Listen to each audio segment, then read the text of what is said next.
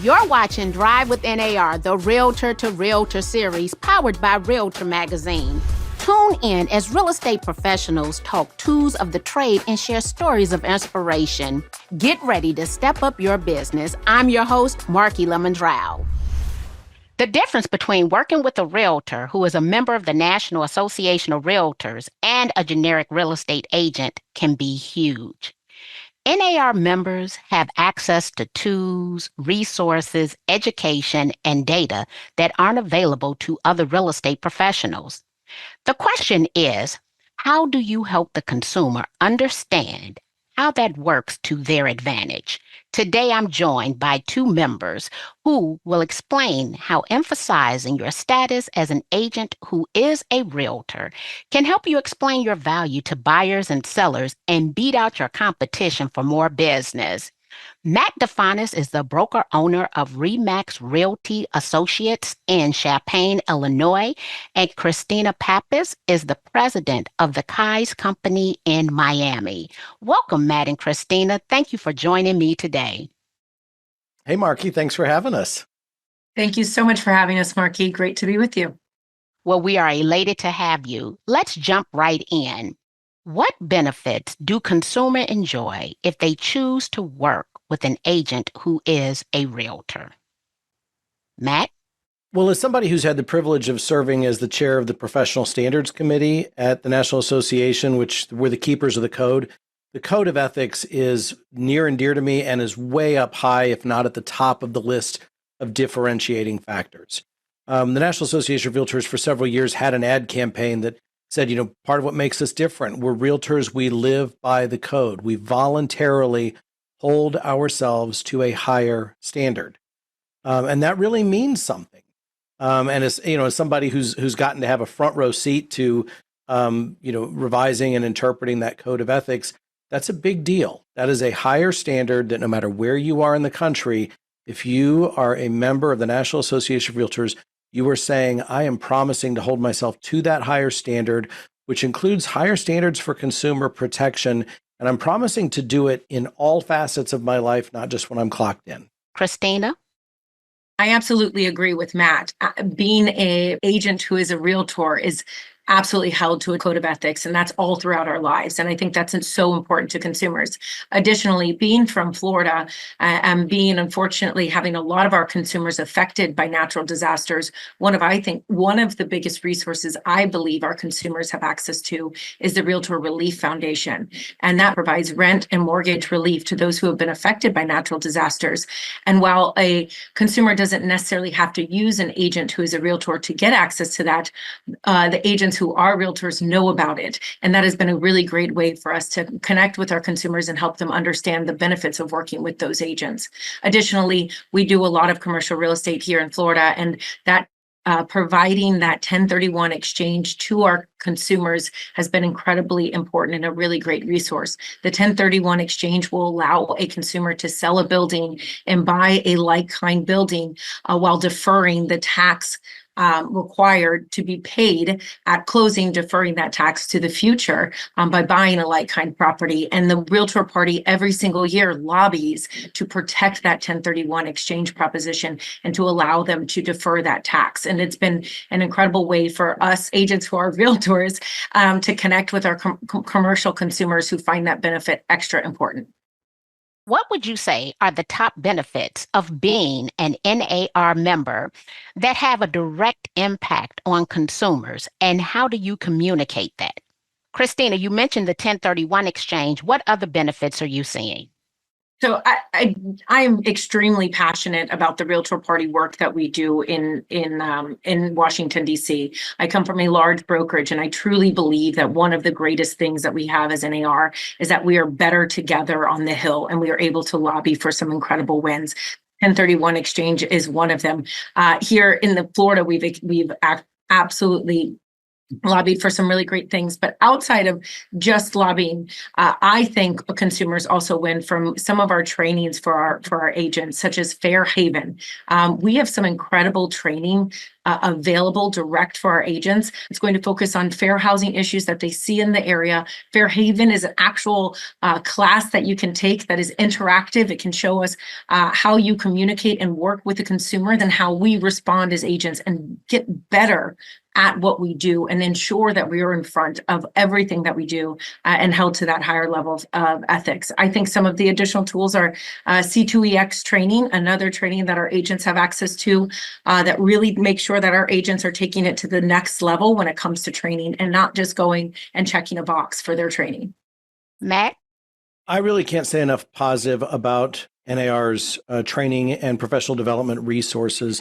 The National Association of Realtors has an entire subsidiary, Center for Realtor Development, that, and I'm privileged, you and I are both privileged to know a lot of the people that make that run and who make the content and who painstakingly certify the instructors to make sure the very best quality content. And by quality, I mean content that is going to make those real estate professionals better equipped to serve the needs and the interest and to protect the interest of consumers out in the streets. And a testament to a lot of the quality of this stuff is, our state license laws are at the state level. So we've got all of these different state license laws, and a great many of these resources that NAR has developed and promulgates have been certified for continuing education across many, many, many different states. So NAR has established itself as setting what truly is the gold standard. Many of us will refer somewhat derisively to sort of the CE Mills, these online schools that, yeah, they'll check a box. Yeah, it'll be whatever the minimum is needed to keep your license for a renewal cycle, but it's not necessarily going to really make you a better practitioner and somebody who is meaningfully better equipped to actually address the needs and protect the interests of our consumers. Yeah, I tell people all the time, the pre-license course does not teach you how to sell real estate. And the National Association of Realtors taught me how to sell real estate with my first credential being the ABR. In the past year, I became a certified probate specialist. In addition, an EAH instructor, the Employee Assisted Housing Program. And so they're keeping us up to date, but more importantly, having the ability to pivot with where the industry is right now and will be in the future. The value of being a NAR member has an impact on every transaction.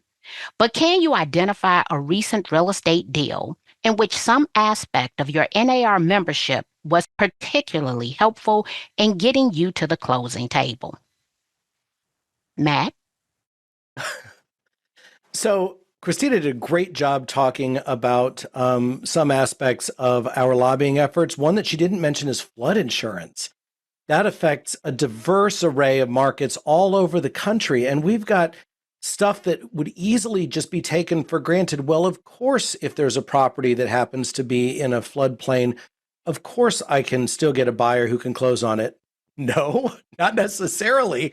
But for our perennial lobbying efforts in DC, we wouldn't have this backstop that makes it possible to finance properties that are in flood hazard areas. And so even though I'm in central Illinois, I'm not in an area that people think of when you think flood hazard. And yet we do have occasional properties that do show up in floodplains. And one of the members of my team just got something under contract that's in a floodplain just in the last few days. That would literally not be possible if it weren't for NAR's efforts to make sure that this program, which always gets renewed for impossibly short periods of time, doesn't get forgotten about and cause a hard and immediate stop to transactions all over the country. We've also been able to help veterans. When we think about the changes that have occurred in the past year, there was a time in which a veteran could not compensate their buyer representative, and now they're able to do so per the closing process. Christina? Marky, you took one of my examples. We represent a lot of veterans down in Homestead, actually, and we had a recent closing,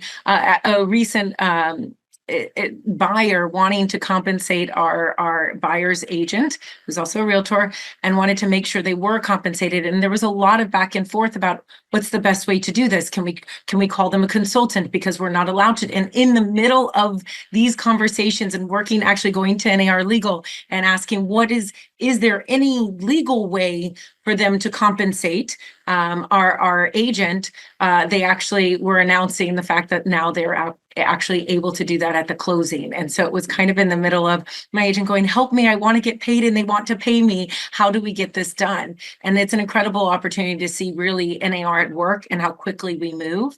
The other one, though, I have to say, what gets me into listings and what gets our agents into listings is the Realtor Property Resource. It is one of our number one tools used at our company.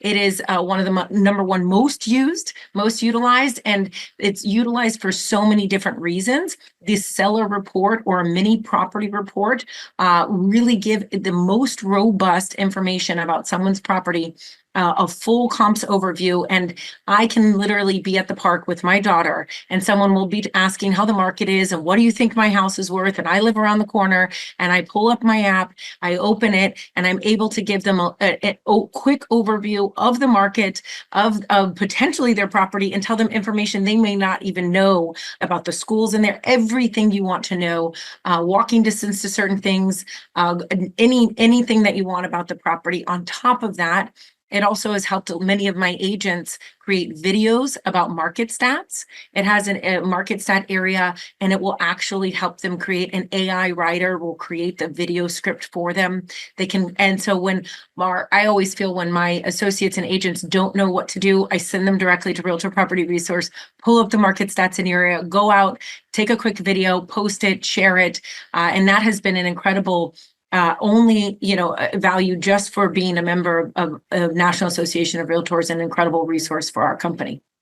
The last resource that I use, Christina, is RPR, and I used it as the federal political coordinator to go in and pull the information just from my congressional district.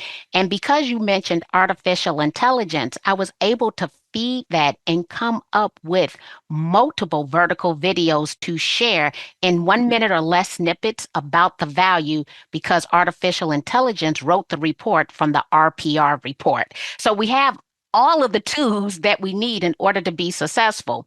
It is an important time for the real estate industry with the practice changes that went into effect last August.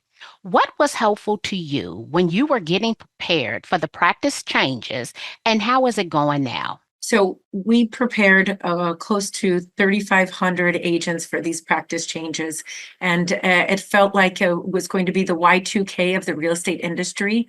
I referred to August 17th as the Y2K date, but the lights stayed on. And a lot of the reasons the lights stayed on, and we didn't lose power in the internet, didn't go out in the real estate agent world, is truly because some of the training, the video training that was rolled out by National Association of Realtors, the consumer guides that we were able to provide, but truly just the facts.realtor website that I knew was going to be consistently updated no matter what time of day it was, with information that was pertinent for my agents to be able to work with and for brokers.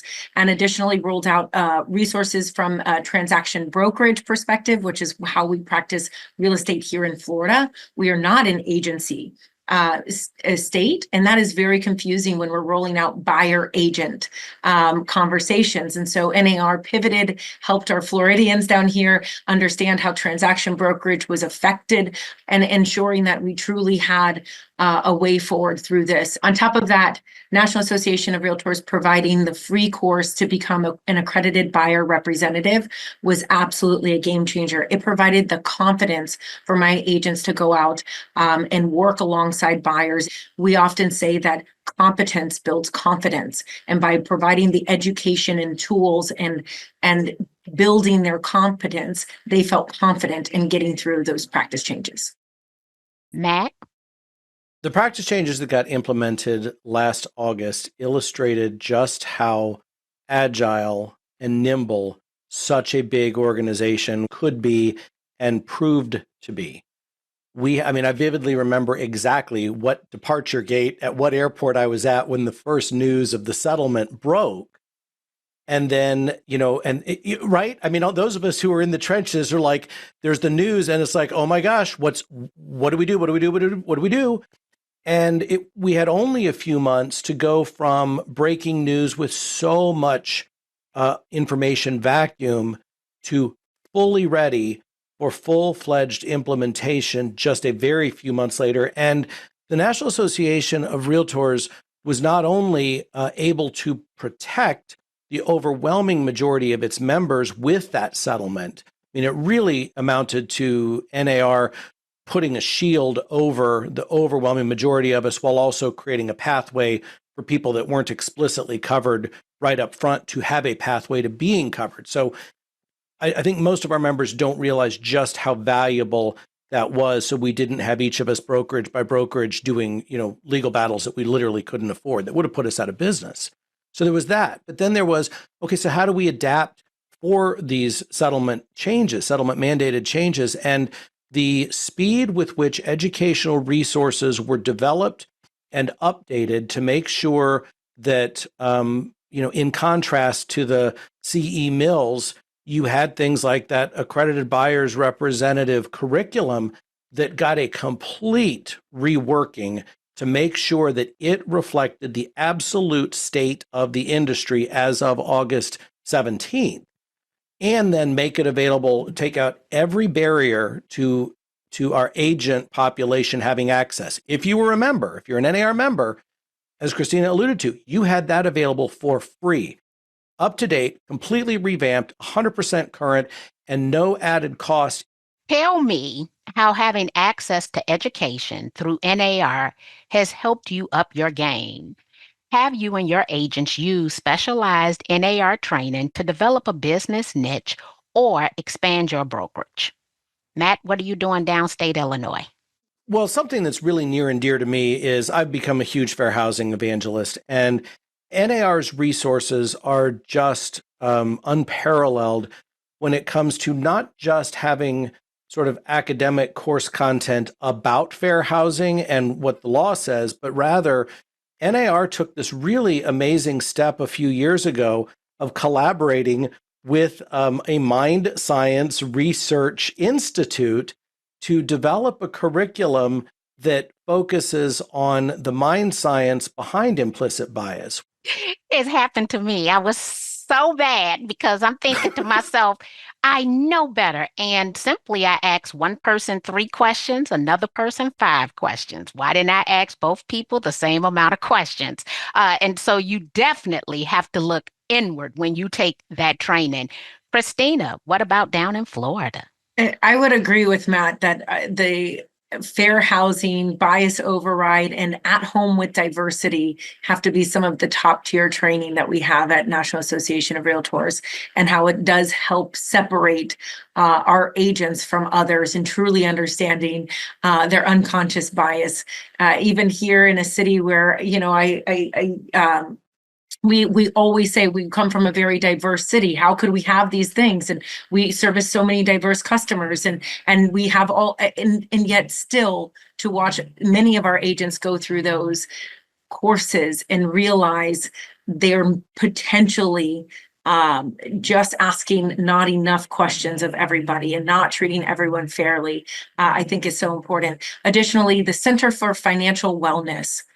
We are a family-owned company.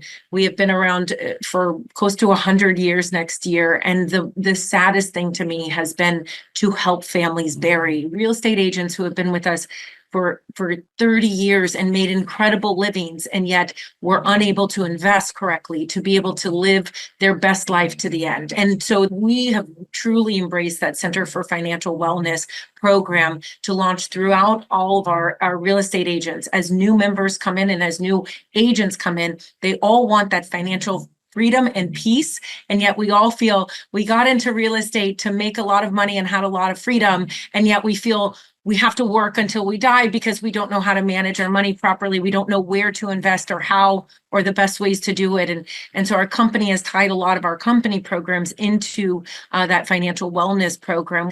And then it helps change their mindset on how to approach customers and consumers, because consumers ultimately are investing in real estate to get that financial freedom as well, and to believe it's something they're going to pass on to their kids. And how do we help them invest appropriately? The last piece that changed our game back in 08 and 09 was and I'm going to say the whole name, which is the Broker Price Opinion Resource. And that was a game changer for us in 2008, 2009. We saw some of that of BPOs, the broker price opinions being requested from banks, come back a little bit through the COVID era. Last question. How would you say members can effectively showcase the value of working with an agent who is a realtor? Christina? So I think many of the education and resources and tools that we mentioned today can help our agents effectively communicate. I think one of the most important thing is what Matt started with today, which is I am held to a code of ethics, and I adhere to that and repeat that adherence. It's not something, and not an oath I take, and not something that I look at right when I join National Association of Realtors and then throw it away. And I think if a consumer wants somebody at the highest level of their game, that's the best way to convey to them how you are going to get the best of the best when you are a member of the National Association of Realtors. Alternatively, I also feel we do this with new agents coming into the business and looking at joining a company that's a part of National Association of Realtors and one that's not. And I am able to effectively show them their Realtor Property Resource. One of the ones I hadn't talked about actually is all the safety resources that our National Association of Realtors have. Anybody actually coming into the business that wants to feel safe in the way they practice, NAR has so many resources on ways to do that, best practices, tips, and different ways to make sure that they do feel safe. And so just having our brokerage be a member of National Association of Realtors helps me up my game in recruiting agents and being able to show them the tools, the resources, the additional training that I believe it actually differentiates us and our business as well. Thank you. Matt? There's an old adage in our industry that's also backed up with empirical evidence, which is the more you learn, the more you earn. And one of the best showcases is get those NAR recognized designations and certifications. Certifications like At Home with Diversity, you pay once and you've got it forever. Designations you have to pay for on an ongoing basis. However, the reason to continue paying that renewal bill every year is related to what Christina was talking about. You're going to continue to get a constant flow of updated new information so that it's not something you learn once and then allow it to collect dust on a shelf and allow your skills to become obsolete. So when I look at the way to competitively market yourself with an advantage over your peers, by all means, don't just load up your business card with alphabet soup. Explain what those designations are and why that makes you a better choice for actually being able to service the needs and protect the interests of public and of your clientele. But NAR recognized designations, most of which in most jurisdictions also can be used for CE, are a huge competitive advantage. Definitely. I want to thank both of you for your time today. And to our audience, thank you for tuning in. Thanks for having us, Marky. It's been a blast. Thank you, Marky. Thank you, Matt. Honored to be alongside of you two today. Thank you for joining us at Drive with NAR, the Realtor to Realtor series.